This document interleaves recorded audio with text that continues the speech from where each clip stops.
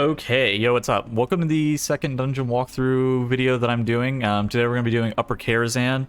Yesterday I did Grimrail Depot, so go and check that out if you're looking for that kind of video. But for today we're going to be doing Upper Karazhan. I feel like it's a lot of coordination in Upper Kara. I don't think that the dungeon is like that difficult, but I think it's an issue of like lower. players really don't know what's going on with the dungeon, and so like I think that this kind of video can help players understand what they're going to be looking for, specifically on the bosses, as those are going to be the most difficult things for you. There's a lot of different like tips and techniques that you're going to want to utilize on top of the bosses that we're going to talk about on each and every single one of them.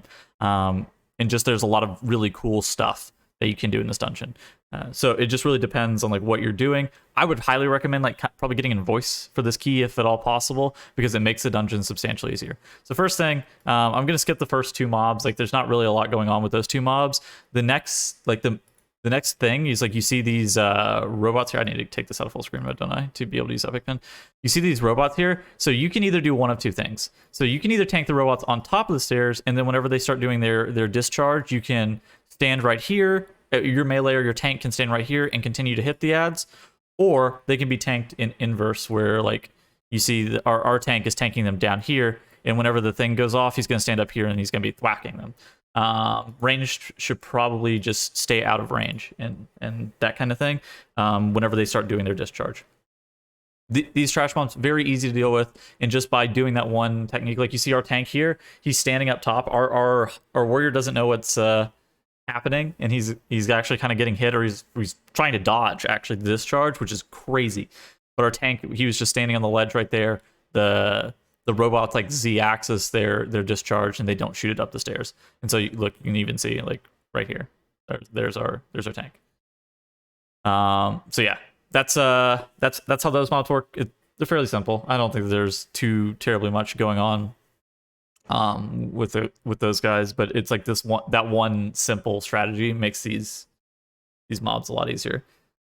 This one hidden technique makes the damaged golems easier. The reason I don't want to skip too far forward is because of this next mob that we have coming up, this robot. So this robot actually will like share your soul, and then give the player who consumes the nullifiers thing a 100% damage increase.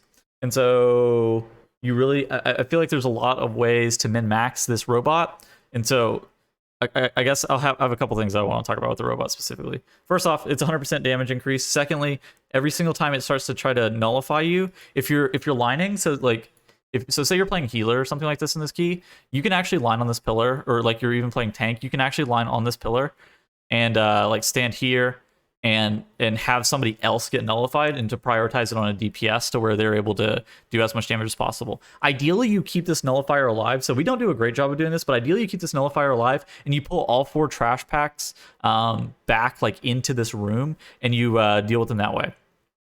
The most important mob is this mana Confluence. It does a barrage cast, but the barrage cast can be line of sighted, and it's also kickable, but it's not kickable until you see I do a poor job of like tracking it, but like down at the bottom of my screen, you can see whenever I have it targeted, it's like that buff right there. It's like a shield that's on the mob, and after you do enough damage to it, the shield is broken. But you can line the Arcane Barrage, and then once that shield is broken, then you're able to kick it. Of course, it's inspiring, so there's not shit we're doing about it. But you saw like we depleted the mana, we had the shield broken. We could have kicked it if it wasn't inspiring. And so now I'm going, and as we were continuing to get more of those nullifier stacks, I'm continuing to pull more trash back into this room. We end up killing that nullifier, which again I wouldn't advise doing. I would advise pulling as much trash as possible into this nullifier and utilizing the buff that way. But it ultimately doesn't really matter too much. And so then we're just going to do the remainder of the trash. And so after we do the rest of this trash, we start on Curator. So Curator, I would recommend doing it differently than us. Curator is currently bugged, and I'll show you exactly what I mean with it in a second. So this volatile energy, this thing is only supposed to move. It's only supposed to dash every so often, and so then it's supposed to like dash on top of targets. These are your main priority in this first phase. So you're DPSing first priority the volatile energy, and you're cleaving onto Curator. Whereas a lot of times people will be actually cleaving off of Curator onto the volatile energy. That's going to force you to take way too much damage. You want to be hard focusing these volatile energies as much as possible and staying stacked.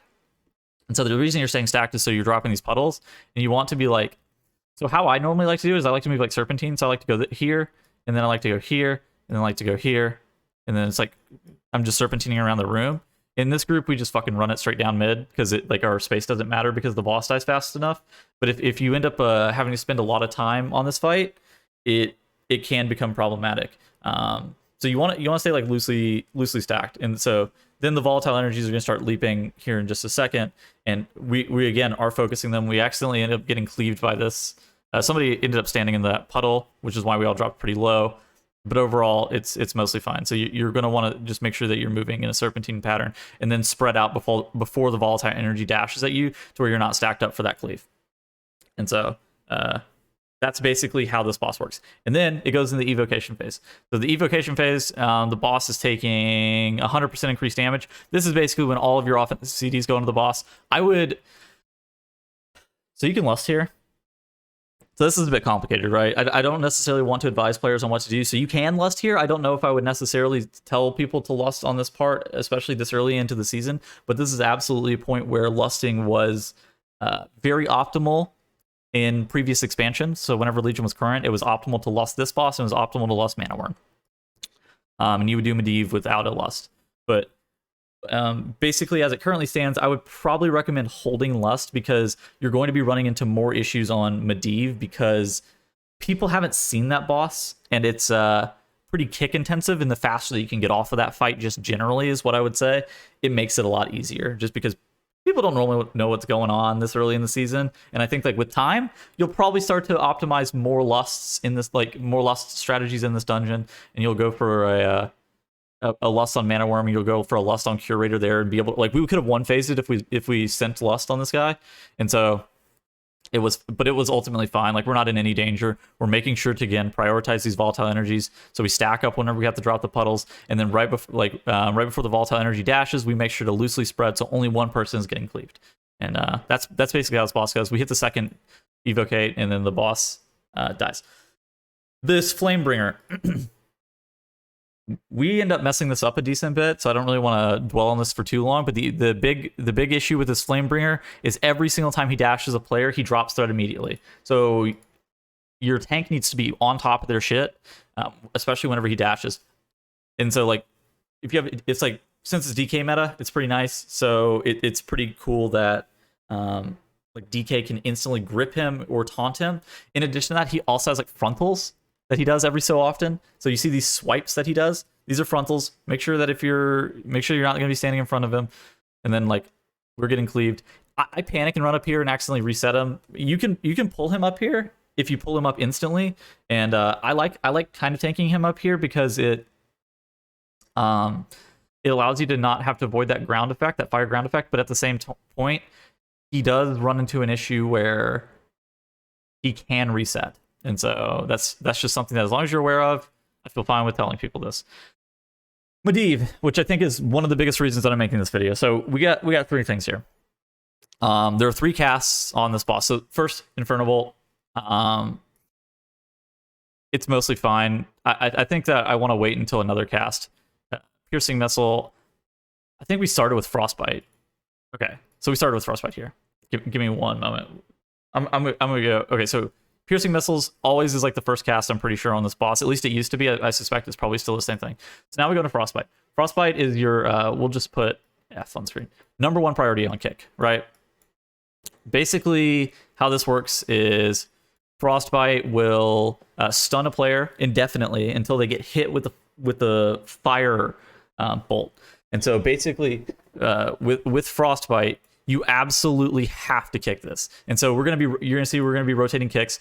The only number of kicks that you need for this dungeon is you need 2 melee kicks and 1 24-second interrupt, and that allows you to have perfect interrupt rotations. And so how this is working is basically our 2 melee DPS here are going to be rotating every single Frostbite, and then our Warlock is going to be kicking the fire bolts basically whenever he needs to, or if our tank needed the arcane missiles kicked, he could also kick that. And then I am backup. So say if we get like 3 Frostbites in a row, then I would be the third kick in the rotation. The odds of you getting something like that or like 2 Frostbites into like a fire and the melee's kick is not back up, that seems incredibly low. That means that people are not kicking late enough into the cast. So really prioritize kicking pretty late into the cast and allow other people's kicks to come back up. So Frostbite, absolute #1 priority. Piercing missiles, fake.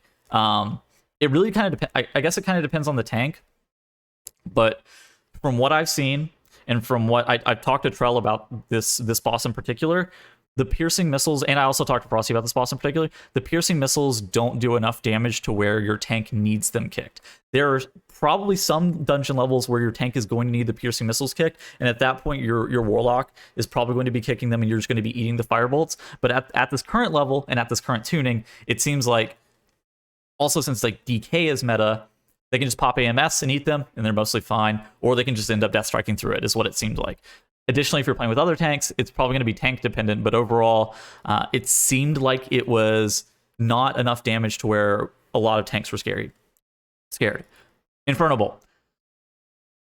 I would say piercing missiles is 3rd priority for kick, and I would say that Inferno Bolt is 2nd. If you have free available kicks, it's nice.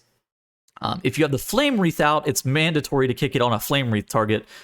But realistically, you can just sit here and eat a bunch of these Inferno Bolts. Any of them that are on your tank always can go through. Basically, if it's on your tank, just always let the Inferno Bolt go through. You see me here, I pop my bark skin because I know that we have symbols, and so that like I can get my bark skin back up. I wouldn't necessarily do this if we didn't have symbols available, and I was really worried about my bark skin not being available for a Flame Wreath. And so we immediately go into this bird phase first, which is fine. Like the bird phase, it's not too difficult. So how this works and how I would recommend doing this is like, this is we do it a little bit differently in this video, but we'll just say it for explanation. It's like, this is the #1 bird, this is the #2 bird, and this is the #3 bird over here. And so how you want to do this is you want to literally all stack probably into melee here, just for group healing, and then you want to be burning this bird. And then once this dies, the amount of damage that's going to be going on your group is substantially reduced. If you have any free available kicks that you think are going to come back up, basically kick at will. Your melee can normally slam and interrupt here. You see me beam. It's like mostly okay for me to beam here since we do have enough kick coverage. If you were running some like demonic triple ranged comp with one, like, so say you only have one melee kick and you're running like a triple range comp, I don't know if I would necessarily recommend kicking the birds here because you really want your 24-second interrupts back up. But since I know that we have enough kick coverage, I end up slamming it on the Guardian's Image to reduce the amount of stacks and the amount of damage that's going to be incoming on us. But this part is pretty scary. This is a great time for your healer to pop any like major healing CDs. So say if you're playing with like a Resto Druid, it's a great time for like Tranquility or like Flourish, depending on what they're playing in a dungeon, that kind of thing. Realistically, you have to be scared about getting a back-to-back pattern of birds into Flame Wreath or Flame Wreath into birds. And so you want to, like an anti-magic zone would have been a perfect use here. So say if you're playing with a DK tank, or like a rally would have been perfect here. So we actually ended up committing the rally, which I think is super fair. And then in addition to that, we didn't have Anti-Magic Zone up, but Anti-Magic Zone is a great tool for that kind of thing, especially since we should be stacked in melee. We don't do a great job of stacking in melee, but we're also kind of new to the dungeon, and so it didn't really occur to us. And so now we're back into this first phase. We're getting the Frost Bolts kicked. And so you see immediately we go melee kick into melee kick. And so we're going to let this Flame Bolt go off. It ends up going on our Warrior, which is totally fine. He's going to be able to just get healed through this. And so basically you're trying to save your defensive cooldowns here because you're very scared about getting a Flame Wreath after that bird set. And so we're waiting for Medivh to get to 100% mana. Ideally, we get Remorseless Winter. And we do end up kind of lucking out and getting Remorseless Winter here. And so basically what you're going to be doing is you're going to be running back and forth to not make sure your Winter is stacked up. And all the while you're just maintaining kicks. Continuing to let the Firebolts go through. It's not going to be super dangerous, the Inferno Bolt. Like, this should be fine. Like, you're not going to be taking any damage from this Remorseless Winter, assuming that you're staying moving. Aside from the Flame Bolt, you can actually... You see our Warlock here, Soda. He has his Lock Gate dropped. You can, if you're fast enough, you can actually blink and dodge the Inferno Bolt. And you see that he is so cracked that he's able to actually get that dodged. You can do that with other abilities. I don't necessarily know if I would use it with non-blink style effects, but if you're far enough away from it, you can actually even see it's like a projectile. I know that for Druid in particular, if you're standing at like the back of the, if you're standing like the very back of the room, you can like wild charge forward and have it dodge you. But like if you just I wish I could like slow this down, but if you watch it like pretty slowly, you can even see that it's, you can see like that it's in the air and it's going towards him. I'll see if I can pause it so you guys can see. Okay, it was only in the air for like a split second, so it didn't really matter, but he does a great job of dodging it, and it saves you a lot of damage just by letting it go through. And so that's another way that you can let it go through without having any defensives. And so now we see that Medivh is at like 65% mana. We know that we're getting Flame Wreaths here. Everybody has their defenses available. If you are playing with a Priest Healer, now is a great time to have symbols and slam symbols, so everybody has their defensive if they pressed it on something else. And we see that it's immediately on. We see that's on Soda, and we see that's on T1. So it's on our Warrior and it's on our Warlock. Our Warlock is immediately going to pop on Ending Resolve. Our Warrior doesn't have too much defensively to be able to deal with this, and so he's going to eat the brunt of our healers, like just focus healing. But right here, you just really want to make sure that you pop all defensives, make sure that this is mitigated. On a 15 currently, it's doing like 27k per tick unmitigated. It's over 20 seconds, so you have to take like basically 3 ticks without receiving any healing. With the amount of HPS that healers have right now, you should totally be fine, assuming that your healer is really focusing on keeping you guys topped up. Most healers, I think, should have an okay time, even Holy Paladins. I think the only one that I would be worried about is mostly Disc, because I don't know like what their ability to be able to top somebody through a 20-second Flame Wreath dot looks like. But all the other healers should have a reasonable amount of throughput to keep people stable here. So next thing I know, we go into the Mana Worm area. I would really advise skipping all this trash. So we're gonna end up doing this, and I'm gonna skip through this section. I would basically advise skipping all of this trash if at all possible. And the reason for that is because you're going way over count anyways, and this trash gives you a substantial amount of count. And so skipping it is it's very good for you, just because it enables you to not go over and do like a 200% route. You can pull some of the disguised mobs, and I would actually recommend maybe grabbing some of them. There's like a spider that's near Mana Worm that's disguised. You could do that before the boss. Just try to get a couple more stacks. That kind of thing. Okay, I'm going to pause for a second and kind of slow this down and talk about Mana Worm. Basically, how you're tanking this is you trying to get this guy in the cut. You want him deep in the corner here. So you want him as far in the corner as possible. That is going to force him to, whenever he spawns his orbs, he's going to spawn them like directly in his hitbox. From then, you're able to use things like immunities, so Ice Block, Turtle, Bubble, Cloak, any of those. AMS even as well, and you don't get stacks of the orbs. And that makes this fight substantially easier if you're rotating through immunities. You see, we only have DK, so we're gonna have to go AMS one, something else another, and then AMS the next after that. But DK is very, very powerful for this boss, just in particular because of the AMS effect. And you can do the boss manually. You're going to see me die trying to do it manually, but it's pretty difficult right now. And we're going to talk about like what you should do if you're not running like a composition that has a decent amount of immunities. So look at this. We have him in a perfect spot. And so most of the orbs, we'll say most of the orbs are going straight into the boss's hitbox. And so our tank is just like right underneath him, and he's absorbing all of them. So if Mana Devourer was absorbing them, his mana bar would be increasing, and we would be very, very scared here.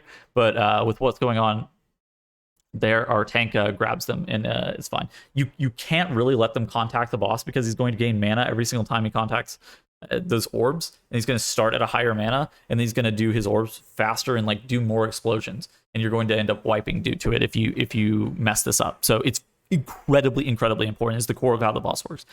So then you see I have 2 stacks of a unknown debuff on my unit for him.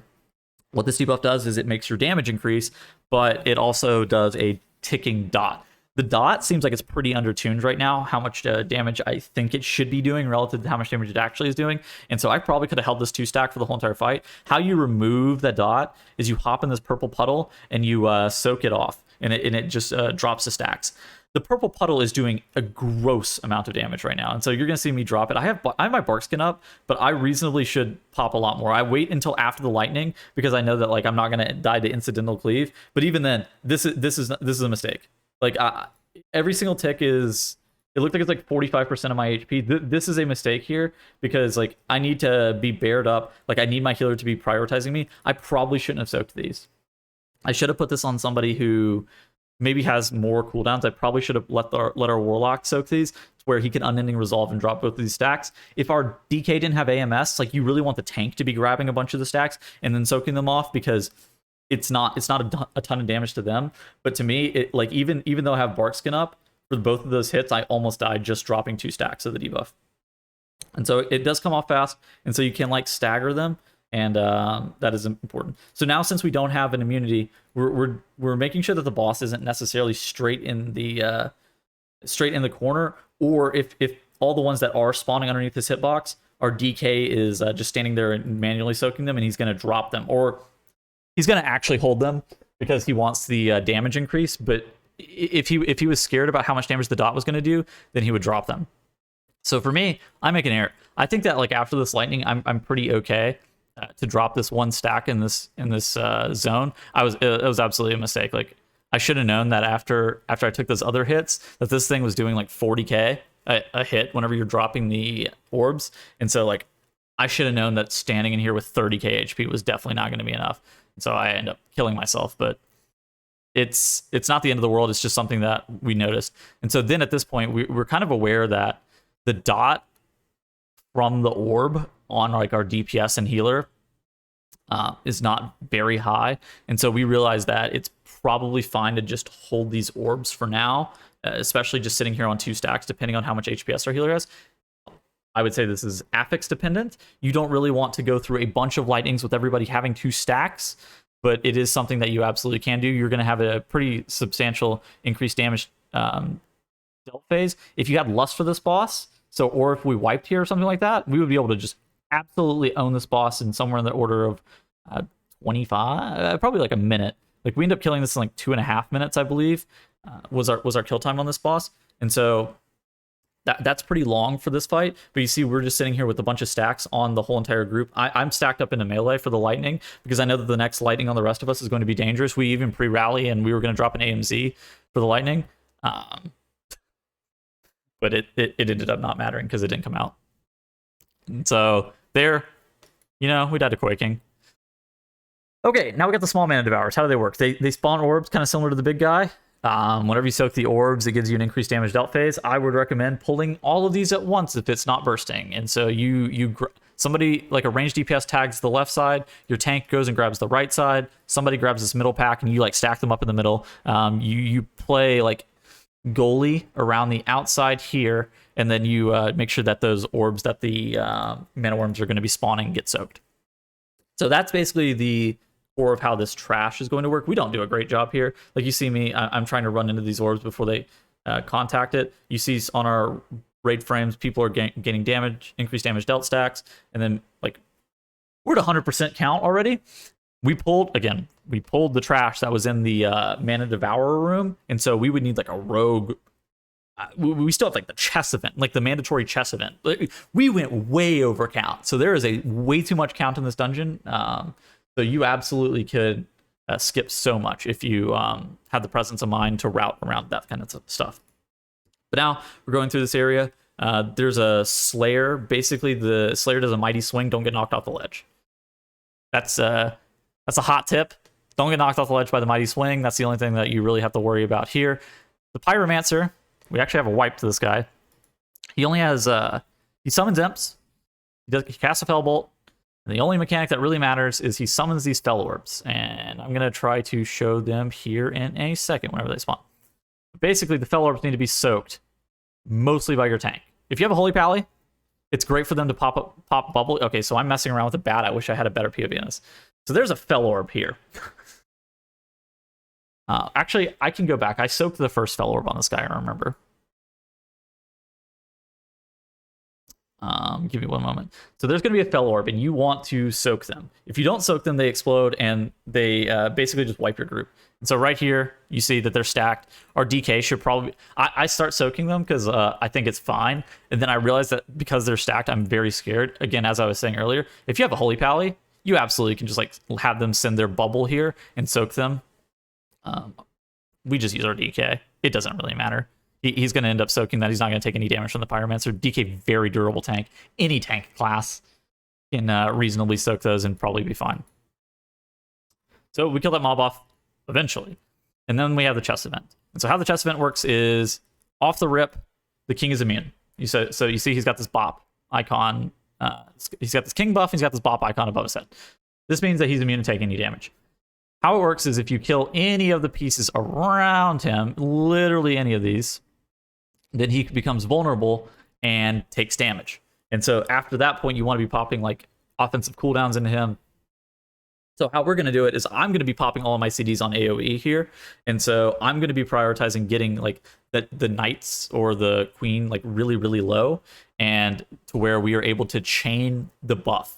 So right off the rip, everybody's focusing all of their damage into this knight, and then we're going to be prioritizing the king the moment it becomes vulnerable. From here, I'm just AoEing while still putting a bunch of priority damage into the king, so you're going to see me dump the very end of my Ravenous Frenzy ramp into this, while at the same point, this knight is dropping really, really low, so we're going to be able to extend the buff. It's additive, so if you kill like a knight too fast, it's not going to become a problem. It's just going to extend the buff. And it's not like it's like pandemicking or anything like that. Next we have Vizdoom. We wipe on Vizdoom. Do I want to explain the wipe first? I guess I can explain this. This makes sense. This will make sense. P1, 4 mechanics. First, there's a beam that goes on to people. Pre-move the beam.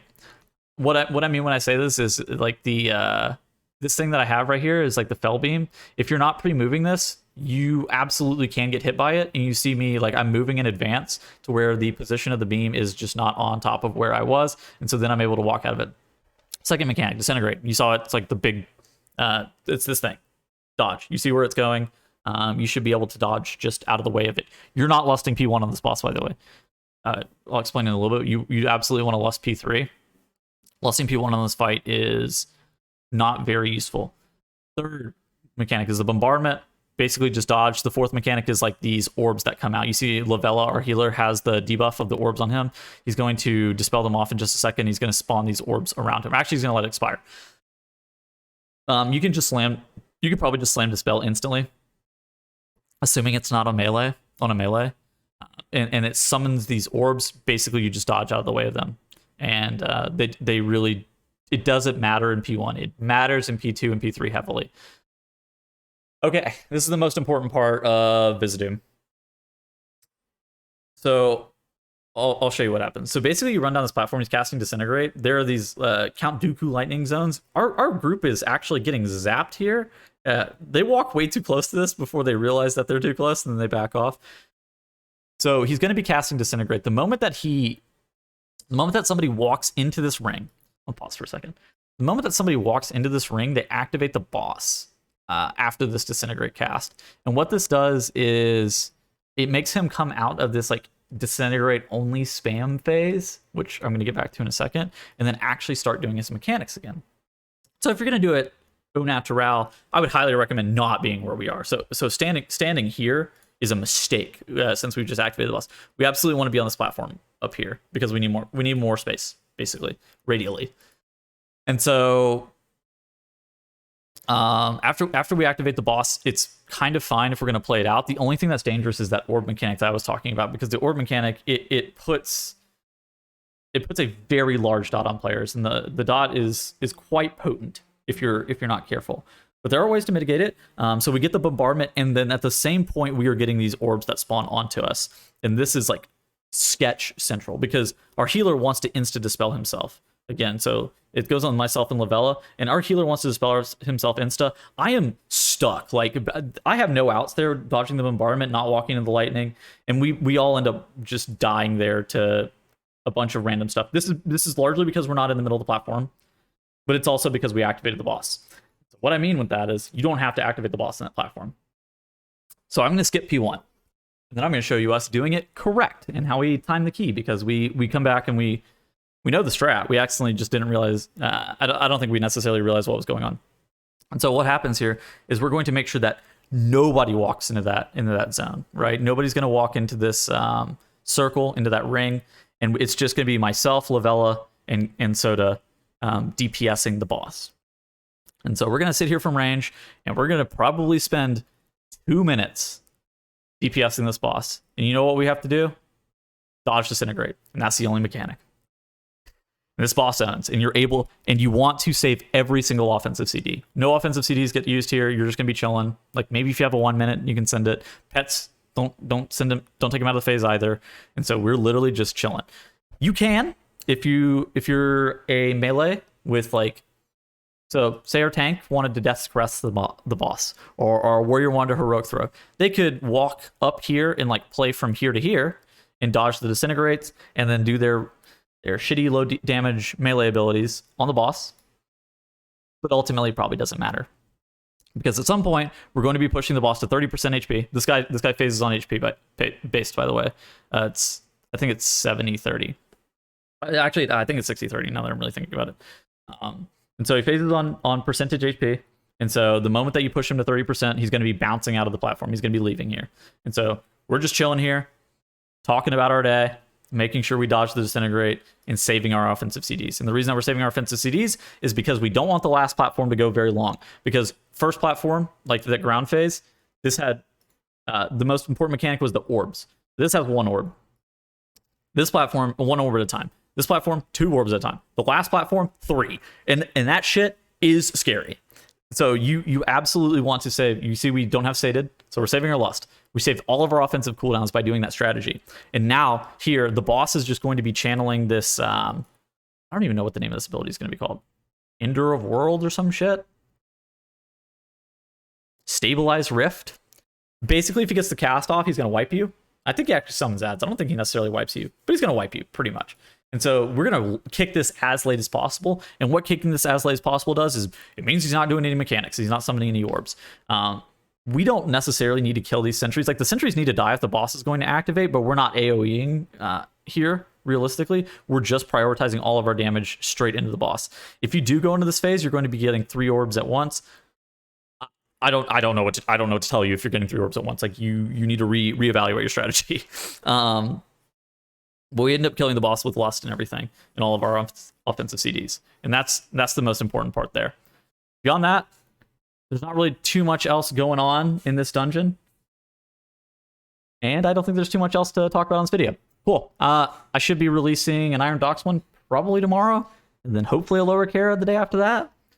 Overall, it's gonna be it for me today. Hope you guys all have a great rest of your day, and thank you guys for watching. Goodbye.